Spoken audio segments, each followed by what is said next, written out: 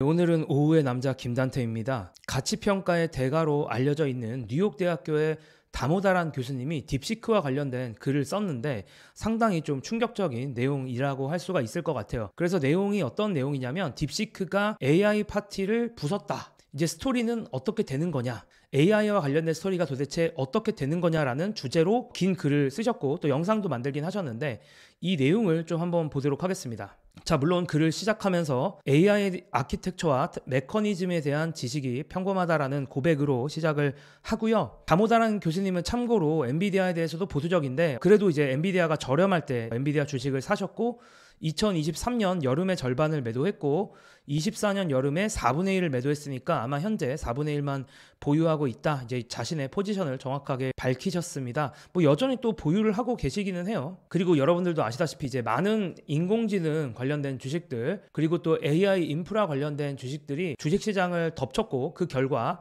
엔비디아, 브로드컴, 그 다음에 에너지 관련된 기업이죠. 컨스트레이션, 비스트라, 뭐 그리고 이제 상대적으로 조금 덜 떨어졌던 세 개, 메타, 마이크로소프트, 팔란티어 이런 기업들은 조금 떨어지고 엔비디아처럼 AI 반도체와 직결하는 회사들, 브로드컴 이런 건 좀 많이 떨어지고 그리고 에너지 관련된 기업들도 꽤 떨어졌다. 이런 얘기를 하고 싶으셨던 것 같고요. 다만 소프트웨어 기업들은 좀 상대적으로 피해를 덜 봤다라는 이야기이고 어쨌든 딥시크 스토리가 이렇게 시장 참여자들에게 매력적이었던 이유는 이들이 상대적으로 적은 자원으로 아주 훌륭한 인공지능을 만들어냈기 때문입니다. 그러다 보니까 시장 참여자들에게 엔비디아가 칩이 반드시 필요하고 그리고 엄청나게 많은 데이터가 필수다라는 주류 내러티브와는 다른 길을 선택을 해서 이제 기존 AI 스토리는 되돌릴 수 없는 변화를 맞이했다라고 이야기를 하세요. 물론 저는 이거에 대해서 별로 동의하진 않습니다. 이건 제 생각은 조금 뒤에서 얘기를 해보고요. 그래서 이 AI 투자자들, AI 관련된 주식 투자자들의 내러티브의 변화가 찾아왔는데 AI 제품 및 서비스 최종 결과물에 이르는 두 가지 경로를 제시를 했는데 첫 번째가 저진입 비용 경로고 두 번째가 고진입 비용 경로다. 그러니까 다시 말하자면 예전에는 무조건 AI 제품을 만들려고 하면 돈이 무조건 많이 드는 줄 알았는데 고진입 비용 경로밖에 없는 줄 알았는데 이제는 돈을 조금 들이고도 AI 제품 및 서비스를 만들 수가 있다라는 거죠. 그래서 시장이 이렇게 양분화가 될 거다라는 건데 이렇게 예전에는 고진입 비용 경로만 존재했던 시장이었다가 저비용으로도 이제 진입할 수 있는 시장이 존재한다라는 것 자체가 전체 시장 입장에서는 이 사이즈를 줄이는 결과를 만들 거다라는 게 다모다란 교수님의 생각입니다. 자, 그래서 전체 시장 사이즈는 다모다란 교수님은 이 딥시크 효과로 인해서 많은 기업들이 효율성에 대해서 생각을 하면서 인공지능 반도체 전체 시장의 규모가 원래 다모다란 교수님의 예측은 500빌리언 달러였는데 300빌리언 달러로 약 40% 정도 감소할 거다라고 보고 있습니다. 그래서 그런 새로운 스토리를 봤을 때 엔비디아의 적정 주가는 주당 78달러로 낮아진다라는 거고요. 근데 이제 현재 엔비디아 주가가 120달러니까 엔비디아 주가 과대평가 됐다라는 얘기를 하십니다. 밸류에이션을 어떻게 했는지에 대해서는 제가 참고할 만한 링크들을 고정 댓글에 달아놨으니까 참고를 하시고요. 딥시크의 파급 효과는 결국에 AI 인프라 구축에 앞장섰던 기업들에게 올 거다라고 하면서 엔비디아 그리고 AI 반도체 관련 기업들과 AI 데이터 센터 건설에 따른 전력 및 가스 수요에 의존했던 기업들에게 AI 인프라 기업들이죠. 이런 회사들한테 부정적일 것이고 현재 계약이 줄어들지는 않겠지만 기업들이 AI에 대한 투자 필요성을 재검토하면서 지출이 둔화될 가능성이 높다. 그리고 많은 기업들이 메타와 마이크로소프트가 AI 산업에 선제적으로 뛰어들었던 것보다 애플처럼 신중하게 접근할 가능성이 있다라는 그런 시각을 제시를 하고 있습니다. 자, 다모다란 교수님은 엔비디아에 초기에 투자하고 많은 M7 주식을 보유하면서 AI 붐을 타고 이익을 거두었지만 지난 2년 동안 자신이 이제 AI 제품들, 서비스들을 많이 이제 접했는데 자신은 되게 회의적이었고 지난 2년 동안 실제로 추가 비용을 지불하고도 사용하고 싶은 인공지능 제품을 경험한 적이 없다라면서 AI 제품이 별로 좋지 않다 보니까 자기는 별로 안 쓴다라는 얘기를 하셨습니다. 그리고 인공지능 아이콘이 요즘에는 이제 뭐 줌이나 마이크로소프트 오피스에 이렇게 붙는데 인공지능이 다 뿅 이렇게 붙어 있지만 사실 기능이 별거 없다. 단순히 이메일 문구를 좀 다듬는 거 밖에 못한다 라면서 인공지능의 기능에 대해서 별게 없다라는 얘기를 하고 있고, 저는 기업 금융과 가치평가에 종사하고 있기 때문에 매일 누군가가 새로운 인공지능 제품이나 서비스에 대해 연락을 취합니다. 아무래도 다모다란 교수님이 그런 연락을 제일 많이 받겠죠.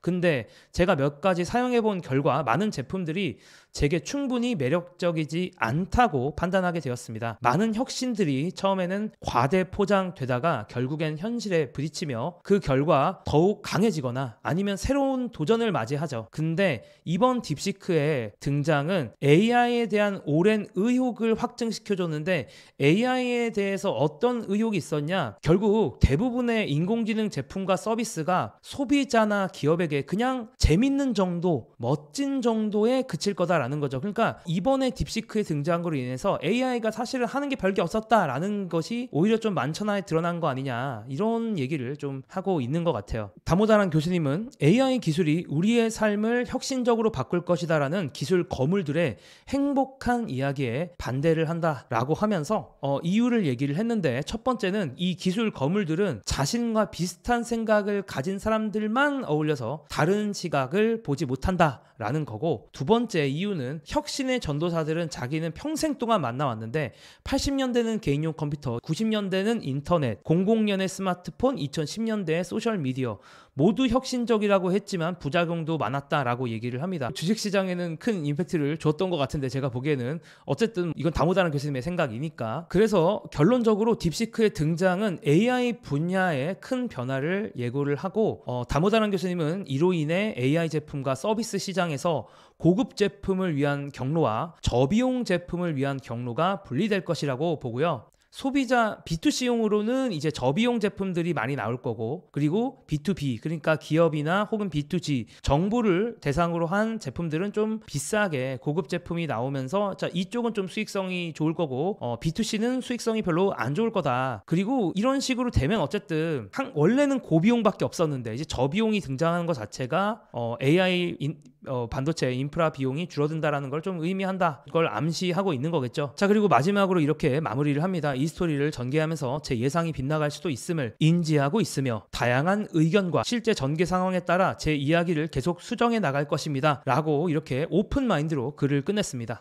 다모다란 교수님의 얘기는 여기서 끝나고요. 제 생각을 좀 말씀을 드려보겠습니다. 제가 뭐 이런 좀 반대 사이드의 이야기도 좋아하는 게, 제게 언제나 도움이 됐던 사람은 똑똑하면서 저랑 의견이 같은 사람들도 중요한데 저랑 다른 의견을 갖고 있는 사람들한테 늘 저는 많이 배웠거든요. 그런 점에서 오늘 다모다란 교수님의 글을 좀 소개를 시켜드리고요.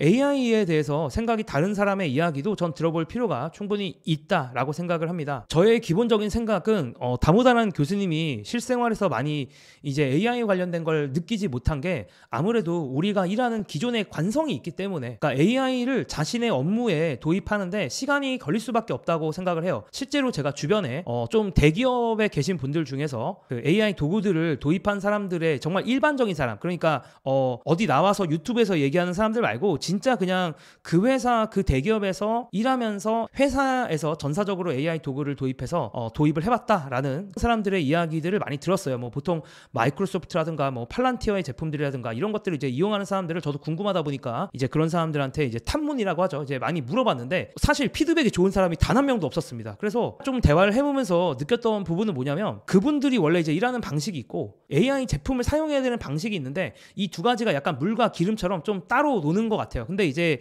마치 AI 도구를 도입하는 거는 이 대기업들 입장에서는 우리도 이렇게 좀 스마트한 기업이야, 우리도 이렇게 실리콘밸리 같은 기업이다 라는 거를 약간은 좀 뽐내고 싶은 그런 마음 속에서 AI 도구를 막 도입을 하고, 우리가 도구를 도입해서 엄청 잘 됐어요 라고 얘기를 하지만 실상은 좀 그렇지 못하다라는 현업에 있는 사람들의 이야기를 저도 최근에 좀 들은 바들은 있어가지고, 좀 이런 부분들은 또 어느 정도 일리는 있고, 어떻게 보면 많은 기업들이 AI 도구를 빨리 도입하는 데에는 시간이 걸릴 수 있다라는 점을 어느 정도 저도 마음 한켠에는 방향은 가지고 가야 된다라고 생각을 합니다. 다만 저는 조금 다르긴 해요.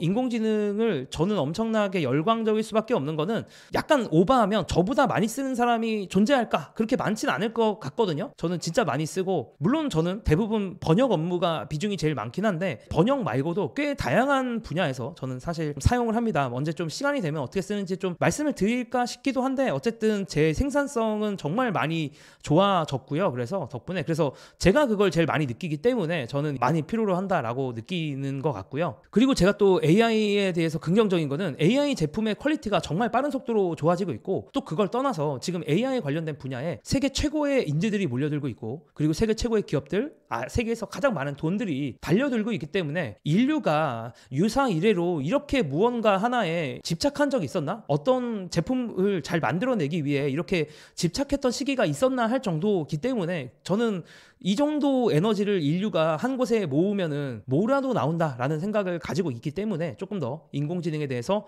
다모다란 교수님보다는 긍정적인 것 같습니다. 자, 생각해보세요. 챗GPT 나온 지가 2년 조금 넘었거든요. 근데 지금 그 당시에 챗GPT 3 지금은 절대 비교도 할 수 없을 정도입니다. 지금의 제품의 퀄리티는 비교할 수 없을 정도의 수준이다라고 생각을 하고요. 저는 결국 결과적으로 이제 엄청난 에너지가 엄청나게 많은 사람들이 이 AI를 이제 좋게 만들고 있기 때문에 더 좋은 제품이 나올 거고, 또 이제 AI 친화적인 업무를 하게 되는 세대들이 주류가 되면서, 예전에는 컴퓨터 친화적인 업무를 하는 사람들이 신세대였다면 이제는 AI 친화적인 업무를 하는 사람들이 신세대가 될 거고, 그 사람들이 주류가 되면서 자연스럽게 인류는 AI와 공존하게 될 거다라고 생각을 하고요. 여러분들의 생각도 궁금하기 때문에 여러분들의 생각은 댓글로 달아주시면 좋을 것 같습니다. 이제 그것도 같이 얘기를 해보면 좋을 것 같고, 또 다모다란 교수님의 블로그 글도 제가 고정 댓글로 달아드리도록 할 테니까 한번 참고해 보시면 좋을 것 같습니다. 그럼 저는 또 다음 인공지능 영상, 주식 영상으로 돌아오도록 하겠습니다. 감사합니다.